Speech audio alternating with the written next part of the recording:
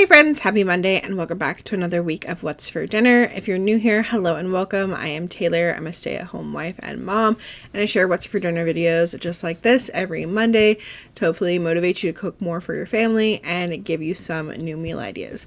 I typically share a grocery haul on Wednesdays where I will share the meal plan and then show you what I bought, and then on Mondays I will share all of those meals that were on the meal plan.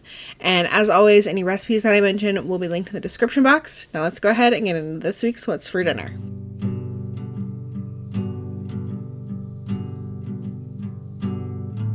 Starting off with Friday night, this was the day after Thanksgiving, and so we just had Thanksgiving leftovers. Everybody could pick whatever they wanted. I've got some ham, deviled eggs, cranberry sauce, stuffing with gravy, mac and cheese, and carrots.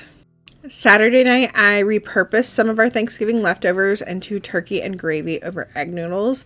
So I've got a bunch of leftover turkey. I'm going to take about 2 cups of this and kind of dice it up. And then I've got some egg noodles. I'm bringing some salted water to a boil to cook up the egg noodles. And then I have a couple packets of turkey gravy. I think I did 3 of them and just made those according to the package directions.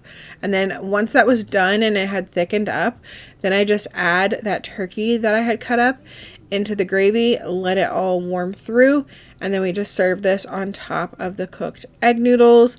And we had some leftover cranberry sauce as well, so we had that with it, and it was delicious. We always love taking leftover turkey and egg noodles and gravy and putting it over egg noodles or even rice sometimes. My family is a big fan of meat and gravies.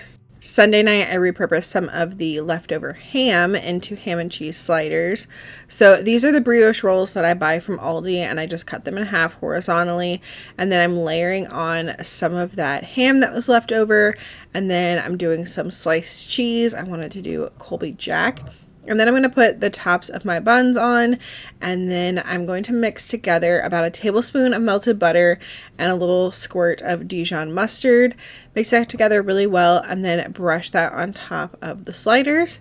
And then I cover this with foil and bake this in the oven on 350 for 30 minutes. If you want the bread a little bit more crispy, you can remove the foil and then put this back in the oven for another 5 minutes. I chose not to do that this time just because we were hungry and we wanted a little bit softer bread. And to go with this, we just did some fresh veggies cut up because I wasn't really feeling like doing anything else, and fresh veggies are always good. Monday night, we did crock-pot chicken tortilla soup. So in the crock-pot, I'm adding about a pound of chicken breast. Mine is still partially frozen, but that's okay. And then I'm seasoning that with a little bit of salt and pepper, adding in some diced onion, some minced garlic. I'm just using the jarred stuff because I didn't feel like cutting any up. And then I'm doing 15 ounces about of chicken broth and 1 cup of water. I just did all water, and then I'm going to add in some of the Knorr chicken bouillon. And then I'm doing a 15-ounce can of corn undrained, a 15-ounce can of diced tomatoes and green chilies undrained, an 11-ounce can of enchilada sauce, a can of black beans that I did drain and rinse, 1 package of taco seasoning, and half a teaspoon of chili powder. And then I stirred that up really well and then put a lid on this and let it cook on low for about 8 hours. At the end of the cook time, all you have to do is either go in and just shred up your chicken, which is what I chose to do, or you can take the chicken out and cut it up, and then this is ready to serve. We served it topped with some shredded cheese and tortilla strips. Tuesday's dinner was just kind of random. I had some canned green beans and potatoes I wanted to use, so I dumped in 2 cans of green beans undrained, and then I did 2 cans of potatoes that I did drain. I don't like the water from the canned potatoes, so I do drain those. And then I ended up needing to add some more liquid, so I added in a cup of water, and then I'm going to be adding in a bunch of random seasonings.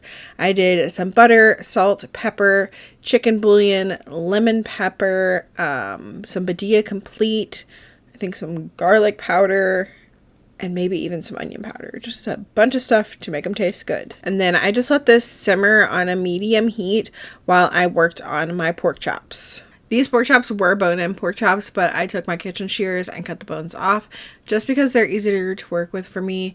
It makes it easier for the kids to eat, and they all fit nicely on my air fryer rack that way, which I am going to be cooking these in the air fryer. So on these, I just put a little bit of olive oil cooking spray and then some steak seasoning. It's the Aldi one, but it's like the Montreal steak seasoning, and then some garlic powder and a little bit of salt and pepper. And then I just put these on the air fryer basket, and I cooked them in there on 375 for about 12 minutes, flipping halfway through. And here's everything done. As I said, I let the green beans and potatoes just simmer, and then here are the pork chops.